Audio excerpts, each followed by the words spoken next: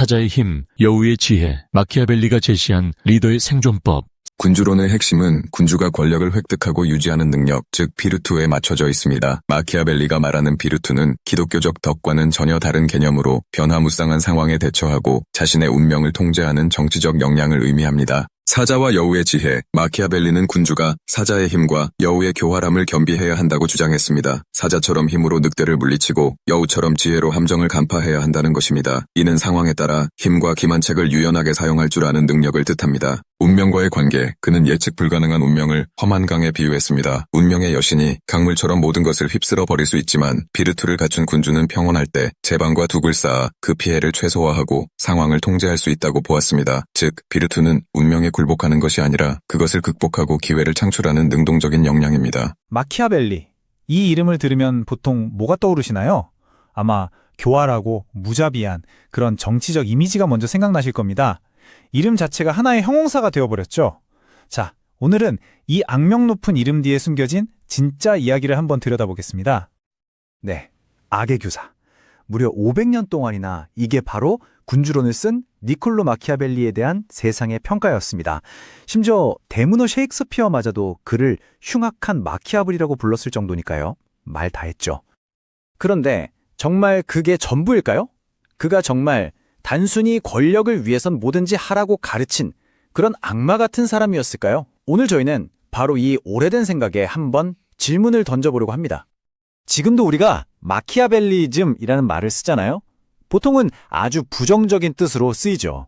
권력을 잡고 또 지키기 위해서라면 거짓말이든 배신이든 뭐든지 해도 괜찮다는 아주 차갑고 냉소적인 의미로요.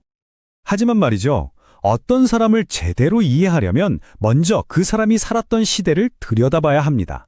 과연 마키아벨리가 살았던 세상은 어떤 곳이었을까요? 그가 살았던 르네상스 이탈리아는요, 지금 우리가 아는 그런 통일된 나라가 전혀 아니었어요. 수십 개의 작은 도시 국가들로 쪼개져서 그야말로 매일같이 서로 치고받고 싸웠습니다. 안에서는 자기들끼리 싸우고 밖에서는 프랑스나 스페인 같은 강대국들이 호시탐탐 노리고 있었으니 정말 하루도 조용할 날이 없었겠죠. 언제 꺼질지 모르는 촛불 같은 상황이었던 겁니다. 마키아벨리는 바로 이 혼돈의 한가운데 피렌체에서 태어납니다. 그리고 무려 14년 동안이나 피렌체 공화국에 잘 나가는 외교관으로 일했어요. 유럽 곳곳을 다니면서 진짜 정치판이 얼마나 냉혹한지 몸소 겪은 사람이죠. 그런데 1512년에 그의 인생이 하루아침에 나락으로 떨어집니다. 메디치 가문이 권력을 되찾으면서 마키아벨리는 반역자라는 누명을 쓰고 체포되고 끔찍한 고문까지 당한 뒤에 결국 쫓겨나고 말아요. 모든 걸 잃고 시골 구석에서 절망에 빠져있던 바로 그 순간, 역설적이게도 그의 인생작, 바로 그 군주론이 쓰여지게 됩니다. 네, 바로 그 절망 속에서 나온 책이 당시 이탈리아가 처한 위기에 대한 그의 대답이었던 겁니다. 그리고 이 책이 결국 세상을 바꿔놓게 되죠. 자, 이 부분을 한번 보세요. 이게 마키아벨리 사상의 가장 핵심적이면서 당시로서는 정말 충격적인 주장이었습니다. 그는 딱 잘라 말합니다. 정치랑 전통적인 도덕은 별개다. 우리가 이렇게 살아야 해 라고 생각하는 이상적인 세상이랑 실제로 우리가 사는 이 현실은 완전히 다르다는 거예요. 그래서 군주는 뜬구름 잡는 이상이 아니라 이 피도 눈물도 없는 현실을 똑바로 보고 정치를 해야 한다는 거죠. 그래서 그가 내세운 개념이 바로 이 비르투라는 겁니다. 근데 이거 우리가 흔히 생각하는 착하고 도덕적인 미덕과는 완전 다른 개념이에요. 그게 아니라 이 거친 정치판에서 살아남고 또 이길 수 있는 지도자의 실질적인 능력, 실력, 기술, 역량 이런 걸 의미하는 거죠. 바로 이 비르투라는 개념에서 그의 가장 유명한 비유가 나옵니다. 군주는 함정을 피하기 위해 여우처럼 교활해야 하고 늑대들을 쫓아내기 위해 사자처럼 강해야 한다는 것. 다시 말해 교활함과 힘을 모두 갖춰야 한다는 겁니다. 둘 중 하나만으로는 절대 안 된다는 거죠. 그의 또 다른 논쟁적인 주장도 한번 볼까요? 자, 사랑받는 군주와 두려움을 주는 군주. 둘 중 하나를 골라야 한다면 어떨까요? 마키아벨리의 대답은 아주 단호합니다. 인간은 원래 변덕스럽고 은혜도 쉽게 잊어버리기 때문에 사랑에만 기대는 건 너무 위험하다는 거예요. 차라리 두려움이 훨씬 더 확실한 통제 수단이라는 거죠. 정말 냉정하죠? 마키아벨리가 이 비르투의 화신이라고 극찬한 인물이 있습니다. 바로 체사레 보르자인데요. 이 사람의 이야기는 정말 소름이 돋을 정도로 치밀합니다. 한번 들어보세요. 먼저 상황은 이렇습니다. 로마니아라는 지방이 완전 무법천지였어요. 그래서 보르자가 자기 부하 중에 가장 잔인하기로 소문난 레미로 데 오르코다는 인물을 보냅니다. 가서 싹 다 정리하라고요. 실제로 데 오르코는 아주 무자비하게 질서를 잡아버리죠. 그런데 여기서부터가 진짜입니다. 질서가 잡히니까 이번엔 사람들이 그 잔인했던 데 오르코를 엄청나게 미워하기 시작하는 거예요. 그때 보르자가 어떻게 했을까요?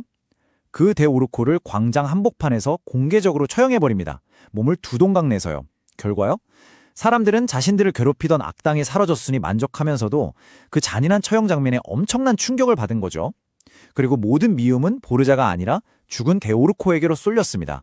와, 마키아벨리는 이걸 보고 감탄한 거예요. 이것이야말로 잔인함을 가장 효과적으로 사용해서 권력을 다지는 방법이라고요. 자, 여기까지 들으면 마키아벨리는 그냥 독재자가 되는 법을 가르친 사람 같죠? 그런데 이야기가 그렇게 간단하지가 않습니다. 훨씬 더 복잡한 면이 숨어 있어요. 그래서 몇백 년 동안 학자들이 계속 묻고 있는 겁니다. 군주론, 이거 혹시 함정 아니었을까? 마키아벨리의 진짜 속셈은 도대체 뭐였을까? 이 책을 다르게 보는 몇 가지 시각이 있어요. 하나는 이거 사실 일부러 이렇게 극단적으로 쓴 거다. 군주들 하는 짓이 이렇게 나쁜 겁니다. 라고 까발리려는 일종의 풍자였다는 해석이에요. 또 다른 해석은 좀 더 현실적인데 쫓겨나서 먹고 살기 막막해진 마키아벨리가 저 좀 다시 써주세요 하고 메디치 가문에 보낸 이력서 같은 거였다는 거죠.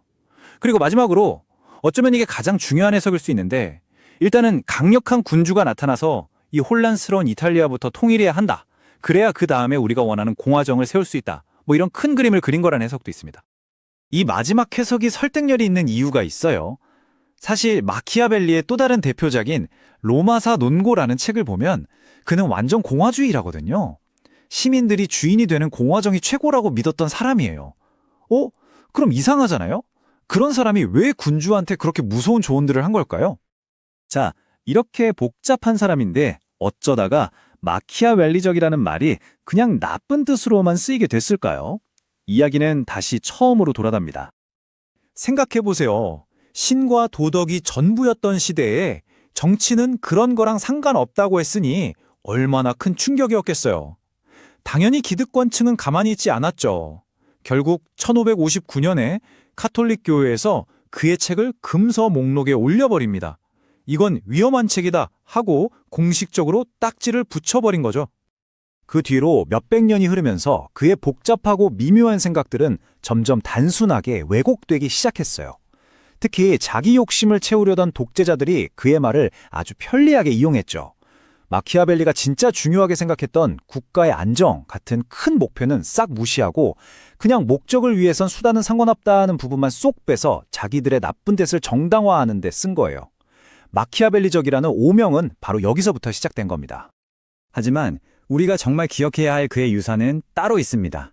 그는 정치를 신이나 도덕의 영역에서 끌어내려서 권력이란 무엇인가를 있는 그대로 아주 차갑게 분석한 최초의 사상가 중 한 명이에요.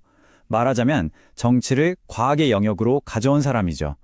바로 근대 정치 현실주의의 아버지가 바로 마키아벨리인 겁니다. 결국 마키아벨리가 우리에게 던진 질문은 이거예요. 정말 불편하지만 외면할 수 없는 질문이죠. 국가라는 더 큰 공동체를 위해서 리더는 때로 나쁜 일을 해야만 할까요? 선을 위해 악을 행하는 것이 용납될 수 있을까요? 500년이 지났지만 이 질문에 대한 정답은 아직 없는 것 같습니다. 여러분의 생각은 어떠신가요?